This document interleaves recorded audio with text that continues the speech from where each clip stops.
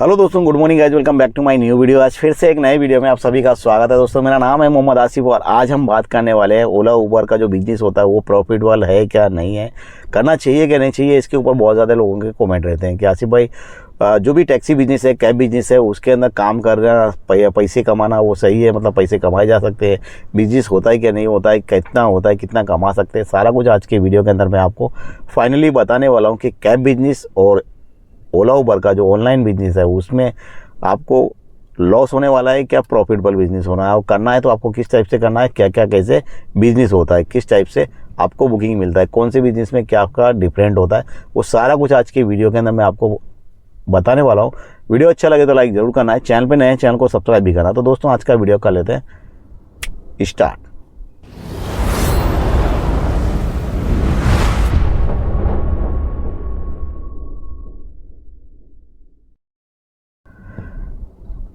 तो दोस्तों अगर आप सोच रहे हो कोई हमें ओला उबर में बिजनेस करना है, कोई भी गाड़ी परचेस करके, क्या ओला उबर में प्रॉफिटेबल बिजनेस है क्या नहीं है, कर सकते हैं क्या नहीं कर सकते, मंथली का पर डे का कितना अर्निंग हो जाता है ओला उबर में अगर गाड़ी चलाते हैं, और फिर कैब बिजनेस में गाड़ी चलाते हैं। देखो दो तरीके के बिजनेस होते हैं, एक होता है कैब बिजनेस जिसे बहुत सारे प्लेटफॉर्म आ जाते हैं, एक होता है ओला उबर का जो बिजनेस है वो।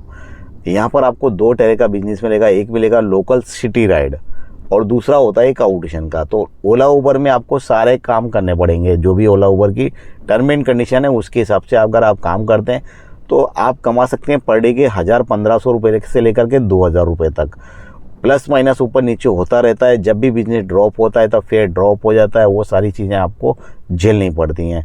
ओला उबर का एक बिजनेस ऐसा है, अगर आप कोई भी गाड़ी ले लेते हैं 8-10 लाख की, लेकिन आप उसके ऊपर डिपेंड नहीं रह सकते। डिपेंड ना रहने की वजह जो कि मैंने काफ़ी सारी वीडियो बनाए हैं उसके ऊपर भी मैंने आपको बताया हुआ है। अगर आप कोई भी बिजनेस मतलब गाड़ी ले रहे हैं ओला उबर में काम करने के लिए कि हमें ओला उबर में काम करना है, मतलब पैसे कमाना है, तो उसके ऊपर अगर जो लोग भी डिपेंड रहना ना, डिपेंड रहना बहुत ही ज़्यादा हार्टिकल काम है आपका। मैं सिंपल तरीके से बता दूं, अगर आप ओला उबर पे डिपेंड रह के अगर आप कोई गाड़ी परचेज़ कर रहे हैं तो सबसे बड़ी गलती कर रहे हैं, सबसे बड़ी गलती। आप ये चीज़ जान लीजिए।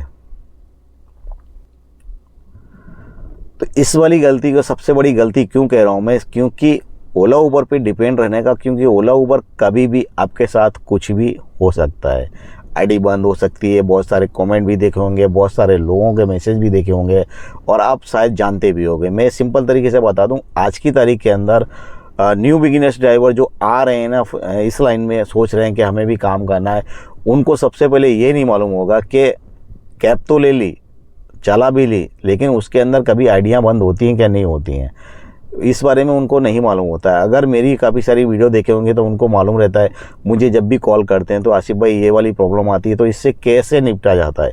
तो उसके ऊपर में भी मैंने आपको बताया हुआ है कि आपको अपनी ज़िंदगी के अंदर कभी भी किसी के ऊपर डिपेंड नहीं रहना चाहिए। अगर आप किसी भी चीज़ पर डिपेंड रहते हैं ना तो आप उसके ऊपर निर्भर हो जाते हैं।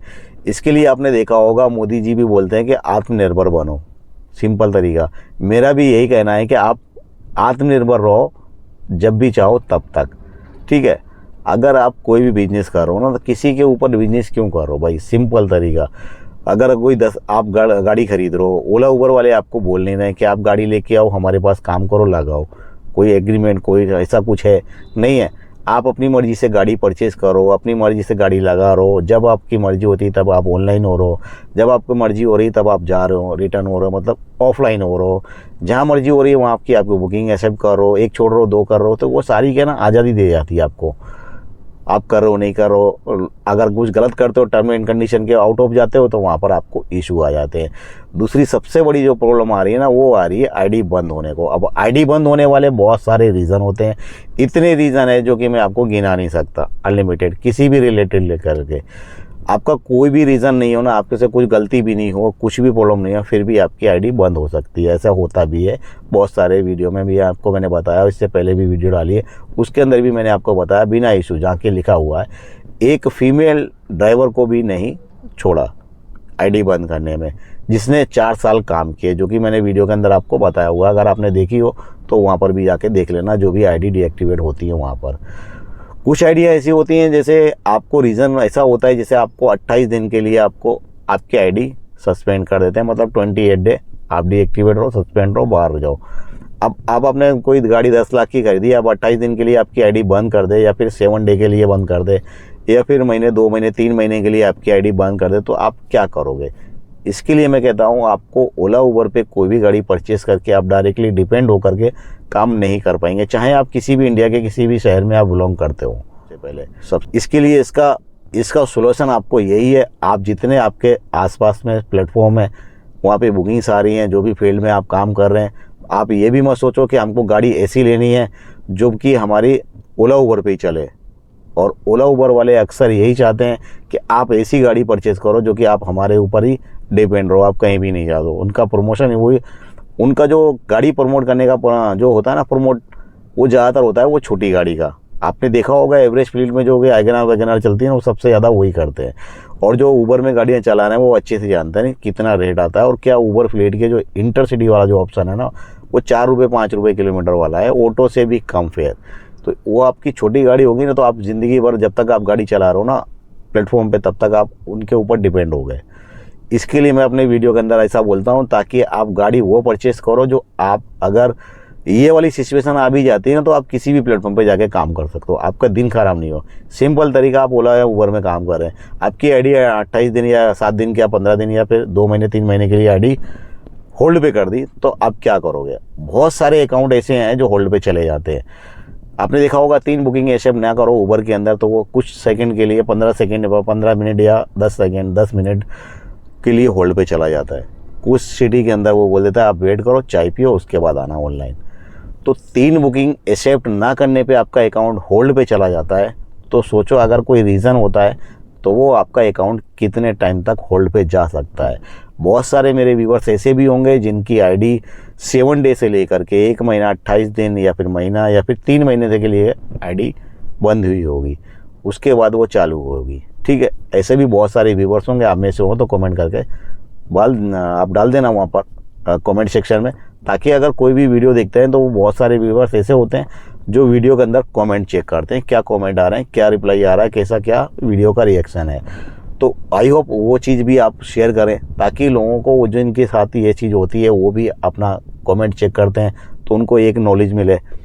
तो आपसे मैं रिक्वेस्ट करता हूँ ऐसे भी अपने कमेंट सेक्शन में कमेंट करें जिनके साथ ये चीज़ें होती हैं।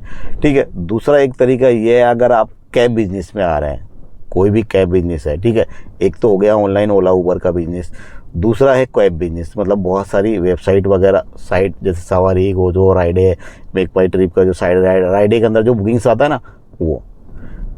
अगर आपका इस टाइप का कोई भी बिजनेस कर रहे हैं ना तो उसके अंदर क्या, देखो सबसे पहले ये जान लीजिए कि अगर आप कोई कैब बिजनेस कर रहे हैं तो सबसे पहले लॉस नहीं है, बिल्कुल भी नहीं कर पाया वो एक अलग चीज़ है। कैब बिजनेस के अंदर कभी भी कोई लॉस नहीं होता है। फिर कम ज़्यादा हो गया, बिजनेस ड्रॉप हो गया तो वहाँ पर आपको थोड़ी सी प्रॉब्लम जरूर आएगी, लेकिन कैब बिजनेस में कोई भी लॉस नहीं है। एक तो आपको गाड़ी चलाने को मिलता है, दूसरा बाहर घूमने को मिलता है, और सबसे ज़्यादा ना प्रॉब्लम कहाँ आती है, लोकल ड्राइविंग में। अगर आप सिटी के ऊपर डिपेंड कर रहे हैं, जो लोग आउट चेन में काम करते हैं वो कभी भी लॉस में नहीं रहते हैं, वो हमेशा आउट चेन का ही काम करते हैं बाहर का। और जो ज़्यादातर सिटी काम करते हैं ना उनकी ज़्यादा आइडिया बंद होती है। आपने ये भी देखा होगा, इस चीज़ को आजमा भी लेना और आप चेक भी कर लेना। जो लोग सिटी में ट्रैवलिंग करते हैं ज़्यादा ओला उबर में, उनकी आइडिया ज़्यादा बंद होती हैं, क्योंकि आप 10 कस्टमर 20 कस्टमर, आप अगर 15 एक दिन में 15 ट्रिप कर रहे हैं तो मतलब आपने 15 ट्रिप उठाई, 15 कस्टमर को आपने लिया। अब 15 में से एक ना एक ऐसा आपको मिल जाएगा कोई दिन जिसने आपकी कंप्लेन कर दी। आउटसेन की बुकिंग में क्या होता है ना, एक जाने वाली होती है और एक आने वाली होती है, सिर्फ 2 ही बुकिंग करनी होती है। और 2 बुकिंग में, और वहाँ पे 15 20 25 बुकिंग करते हो तो वहाँ पर सिर्फ 2 ही होती है। तो वहाँ पर जो कंप्लेन का मैटर होता है ना, कंपैरिजन करते हैं तो वहाँ पर वो बहुत ज़्यादा डिफरेंट होता है। महीने 2 महीने 6 महीने साल में आपको एक आधी ऐसा पैसेंजर मिल जाएगा जो आपके खिलाफ कंप्लेन कर सकता है, वो भी आप कुछ गलती करेंगे तो। आउट स्टेशन में चलने वाले जितने भी राइडर होते हैं वो सारे परफेक्टली होते हैं, उनमें से कुछ आपने कुछ गलत रीज़न लिया या फिर गलत को डिसीजन लिया या फिर आपने कुछ गलत कह दिया, तब जा कर के वो, या फिर पेमेंट वगैरह के इशू में वगैरह आपको प्रॉब्लम आ सकती है। लेकिन लोकल में आपको ज़्यादा चांस रहता है, क्योंकि आप सिंपल तरीके से समझ लीजिए, अगर एक दिन में आप 25 से 30 ट्रिप करते हैं या 20 करते हैं या 15 करते हैं तो आपने सोच लो 15 से 20 लोगों को ट्रायल किया, मतलब गाड़ी को ड्राइव किया। 15 से 20, अगर 20 बुकिंग किया तो मतलब आपने 20 कस्टमर्स को पिकअप किया, ड्रॉप किया। 20 और 1-2 में कितना अंतर होता है वो चीज़ अंदाज़ा लगा सकते हैं।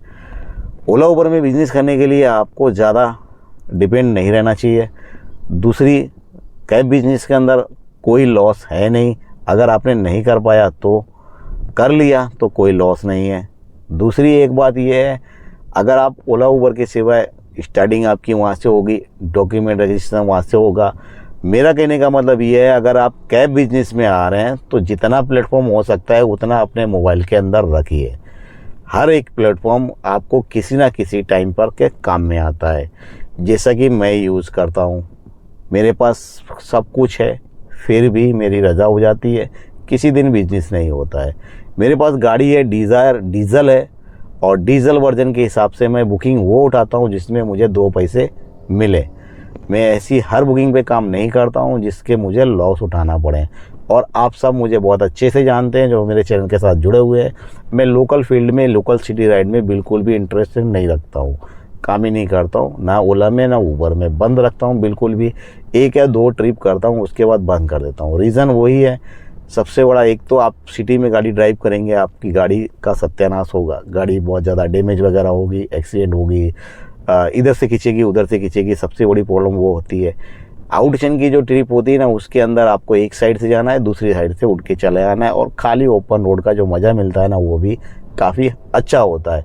तो सब मिला के ये है, अगर आप कैब बिजनेस में आ रहे हैं तो आपकी ज़िंदगी और आपकी गाड़ी किसी के ऊपर भी डिपेंड ना रखें, और आपको जितना हो सके उतने ज़्यादा प्लेटफॉर्म रखें ताकि आप किसी भी फील्ड में काम कर सकें। और आप गाड़ी वो परचेज़ करें जो कि किसी भी फील्ड में आकर के आप पैसे कमा सकते हैं। ऐसी गाड़ी परचेज़ बिल्कुल भी नहीं करनी है जो कि सिर्फ़ और सिर्फ चले आपकी गाड़ी ओला उबर में ही। और भी जो लोकल आपकी एप्लीकेशन होती है उसके अंदर ही उसकी डिमांड हो, बाहर जाने वाली बिल्कुल भी डिमांड ना हो। और जो टूर एंड ट्रैवल्स होती है वहाँ पे गाड़ी लगा नहीं सकते, कंपनी वगैरह होती है वहाँ पे नहीं लगा सकते। तो ऐसी गाड़ी बिल्कुल भी परचेज़ बिल्कुल भी नहीं करनी है। क्योंकि देखो, कोई भी गाड़ी आप परचेज़ करोगे तो उसकी 4 से 5 साल EMI रहती है। अब 4 से 5 साल के लिए आप अगर कोई इशू वगैरह होते हैं ना, तो 4 से 5 साल आप क्या करोगे आपकी गाड़ी के लिए। तो सिंपल तरीका ये सोच लो, समझ लो और जान लो, कैब बिजनेस में कोई लॉस नहीं है। कर लिया तो, नहीं कर पाए तो आपका सारा लॉस है। बहुत सारे भाई ऐसे होते हैं जो कैब बिजनेस में आ तो जाते हैं लेकिन बिजनेस नहीं कर पाते हैं। उनको बहुत गाड़ी ड्राइव करने में प्रॉब्लम्स वगैरह जो कुछ आती हैं वो नहीं आती है, और जो फेयर वगैरह होता है वो भी पसंद नहीं आता है। तो उसकी वजह से उनका जो बिजनेस होता है वो फेल हो जाता है। तो आई होप आज की वीडियो के अंदर आप समझ गए होगे। कुछ कन्फ्यूजन होता है तो मुझे कमेंट बॉक्स में कमेंट करके राय देखना, वहाँ पर आपको रिप्लाई मिल जाएगा। तो चलिए फिर मिलेंगे नेक्स्ट वीडियो के साथ, तब तक के लिए जय हिंद।